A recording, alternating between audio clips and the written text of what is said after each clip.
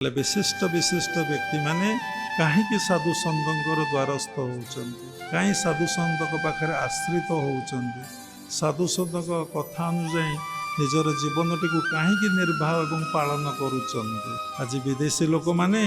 सबकि प्राचुर्य को छाड़ी से माने भारतीय साधु मान पछरे कहीं धावमान होउचंती कौन पाई कि तेणु आप भावुंट आम प्राचुर्यर चरम सीमार पहुँचले आमको सब प्रकार आनंद मिल प्राचुर्यर चरम सीमार पहुँची से देखिले जे आनंद ये ना बहुत भोग कले आनंद नहीं बहुत रोजगार कले आनंद नहीं बहुत खाइले आनंद नहीं